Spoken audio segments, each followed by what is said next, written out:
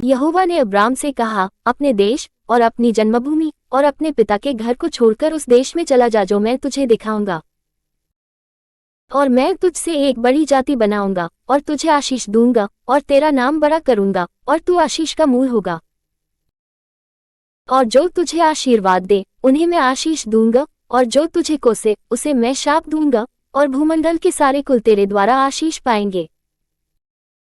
यहोवा के इस वचन के अनुसार अब्राम चला और लूत भी उसके संग चला, और जब अब्राम हारान देश से निकला उस समय वह 75 वर्ष का था।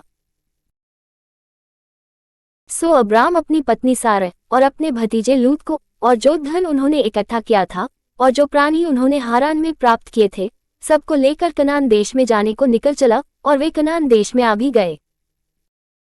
उस देश के बीच से जाते हुए अब्राम शकेम में, जहां मोरे का बांज वृक्ष है, पहुंचा। उस समय उस देश में कनानी लोग रहते थे।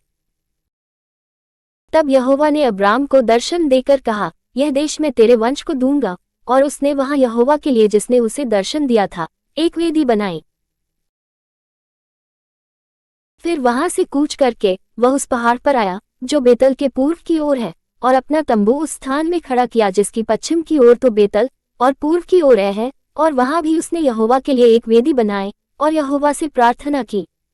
और अब्राम कूच करके दक्षिण देश की ओर चला गया, और उस देश में अकाल पड़ा, और अब्राम मिस्र देश को चला गया कि वहां परदेशी होकर रहे, क्योंकि देश में भयंकर अकाल पड़ा था। फिर ऐसा हुआ कि मिस्र के निकट पहुंचकर उसने अपनी पत्नी सारै से कहा, सुन, मुझे मालूम है कि तू एक सुंदर स्त्री है।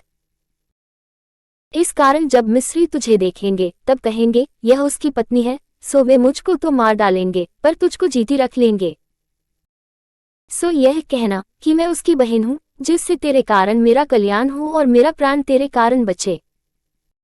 फिर ऐसा हुआ कि जब अब्राम मिस्र में आया तब मिस्रियों ने उसकी पत्नी को देखा कि यह अति सुंदर है, और फिरौन के हाकिमों ने उसको देखकर फिरौन के सामने उसकी प्रशंसा की। सो वह स्त्री फिरौन के घर में रखी गई, और उसने उसके कारण अब्राम की भलाई की। सो उसको भेड़ बकरी, गाय बैल, दास दासियां, गदहे गदहियां और ऊंट मिले।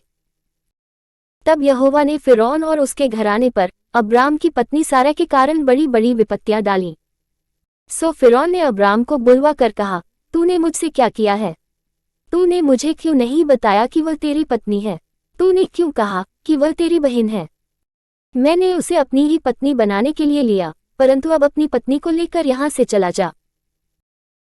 और फिरौन ने अपने आदमियों को उसके विषय में आज्ञा दी, और उन्होंने उसको और उसकी पत्नी को सब संपत्ति समेत जो उसका था विदा कर दिया।